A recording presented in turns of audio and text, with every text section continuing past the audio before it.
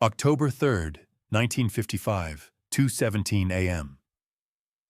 The heart monitor flatlined just as Tony Bender kicked open the door to room 314.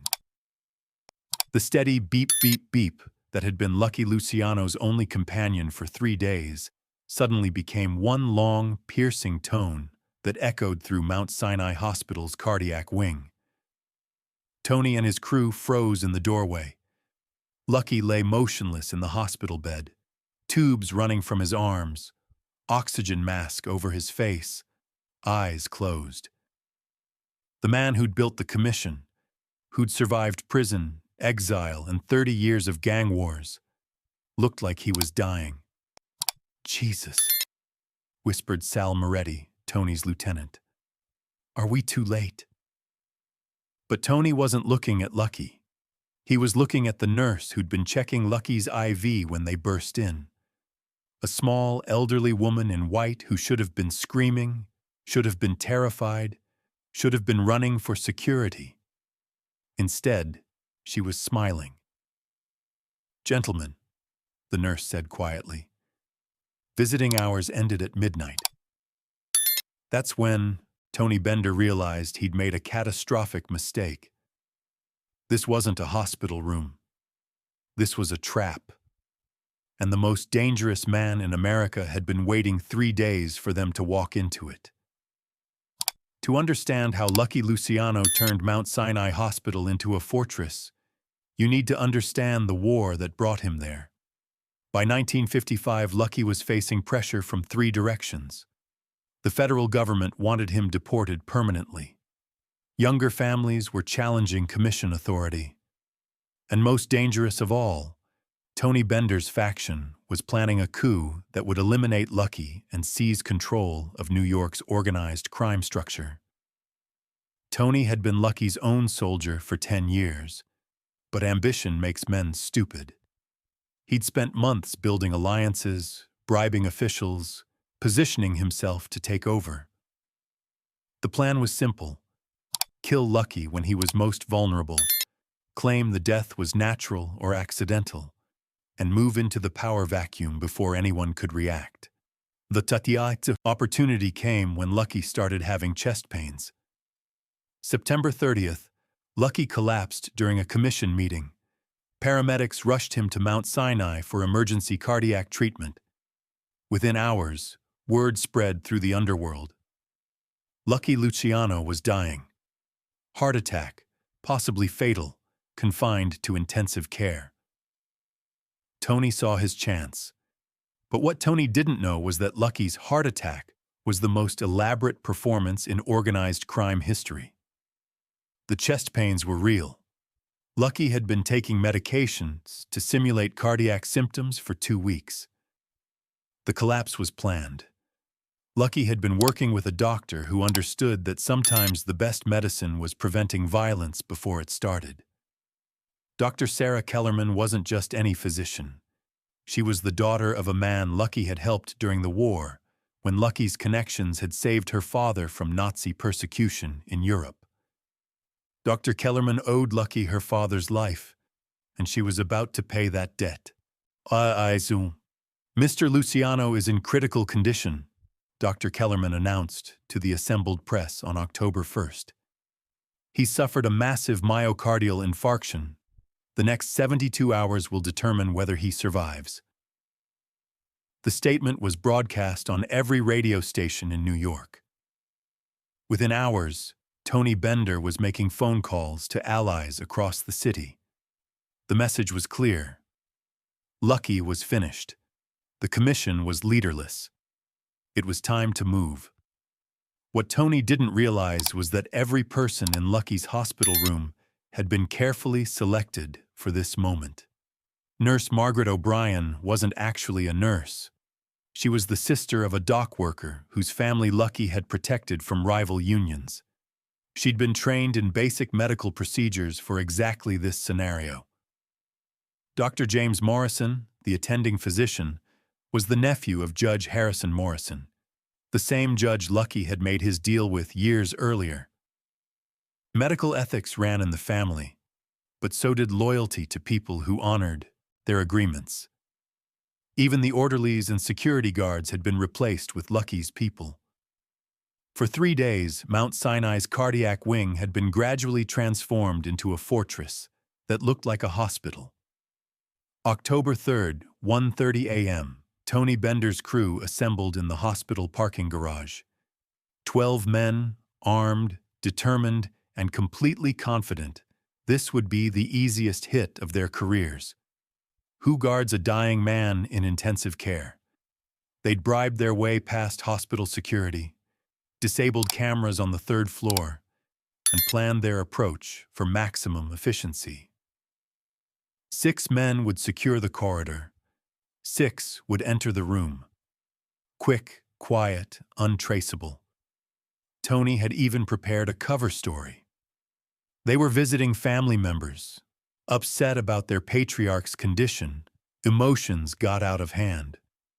By the time anyone sorted through the confusion, they'd be gone and Lucky would be dead from complications.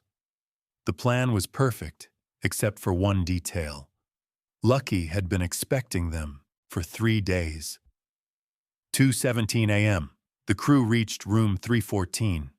According to their intelligence, Lucky was alone except for one nurse. Sedated, weak, connected to machines that were keeping him alive. The perfect target. Tony signaled his men to position themselves. He would enter first with Sal and Vincent. The others would guard the hallway. Clean, professional, final. Tony kicked open the door just as the heart monitor flatlined. But the flatline wasn't random timing. It was a signal. Visiting hours ended at midnight. Nurse O'Brien repeated, her hand moving to the emergency call button on Lucky's bed. But instead of calling for medical assistance, she was activating a communication system that alerted every staff member on the floor. Lucky's eyes opened slowly. The oxygen mask came off his face. He'd been breathing normally underneath it for 3 days. The tubes in his arms weren't connected to anything vital. "Hello, Tony," Lucky said quietly, his voice strong and clear. "Thanks for coming. Right on schedule." Tony's hand moved toward his gun. "Don't move, Lucky. This is over." "You're right," Lucky agreed, sitting up in bed with no apparent difficulty. "It is over, but not the way you think." That's when Tony noticed the sounds outside room 314. Not the usual hospital sounds, machines beeping, people walking quietly, overhead pages calling for doctors. Different sounds. The sounds of weapons being cocked, safeties being released, men taking positions. "Nurse O'Brien, would you mind showing our visitors who else is working tonight?" Nurse O'Brien walked to the door and opened it wider. The corridor was filled with medical personnel. Dr. Morrison stood outside room 312. Dr. Pellegrino was at the nurses' station. Orderlies were positioned every 20 feet down the hallway. All of them were looking directly at Tony's crew. All of them were armed. Lucky turned back to face Tony. "So when I started having real chest pains 2 weeks ago, I realized this was an opportunity. Instead of hiding my weakness, I could use it. Instead of being vulnerable, I could control exactly when and where my enemies would come for me." The heart attack was fake? The heart attack was real. The vulnerability was fake. Dr. Kellerman here has been treating my actual cardiac condition while we prepared for your visit. I'm going to be fine. You, on the other hand, have some decisions to make. Lucky gestured toward the door. "You came here to kill me, Tony. But now you're outnumbered 3-1 in a building where every staff member is loyal to me, with no escape route and no backup. Your choice is simple. Surrender or turn this into a bloodbath that you can't win." Tony looked at his crew, then at the armed medical staff filling the corridor. His men were tough, experienced, deadly in a street fight, but they weren't prepared for this level of tactical disadvantage. "What do you want?" Tony asked quietly. I want you to understand something that apparently wasn't clear before. I built the commission to prevent exactly this kind of stupid, wasteful violence. When you attack the commission, you're not just attacking me, you're attacking the system that keeps all our families from destroying each other. Lucky moved closer to Tony. But I'm not a vengeful man, Tony. You were a good soldier for 10 years. You made one mistake. You thought leadership was about being the strongest instead of being the smartest. Lucky reached into his pocket and pulled out an envelope. Inside this envelope are 3 things. First, a complete list of everyone who's been helping you plan this coup. Second, evidence of their activities that could put them all in prison for the rest of their lives. Third, transfer papers for a shipping company in Miami that needs new management. Tony stared at the envelope.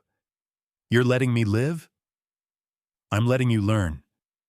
Take your core crew, the men who are loyal to you personally, not just ambitious, and go build something legitimate in Florida. The shipping company is profitable, clean, and far enough from New York that you won't be tempted to make more mistakes. And the others? The ones who were working with me? Lucky's expression darkened. The others chose to betray the commission that protects all our families. They'll face commission justice. You chose to challenge authority directly, which shows ambition but not treachery. There's a difference. Tony took the envelope with shaking hands. Why are you doing this? Because killing you would start a war with your remaining supporters. Exiling you ends the threat without creating new enemies. Because sometimes showing mercy demonstrates more power than showing force.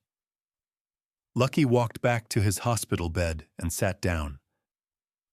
Tony, you wanted to prove you were strong enough to run the commission. Instead, you've proven you're not smart enough. Real leadership isn't about taking power. It's about using power so effectively that no one thinks about taking it from you. Dr. Morrison stepped into the room.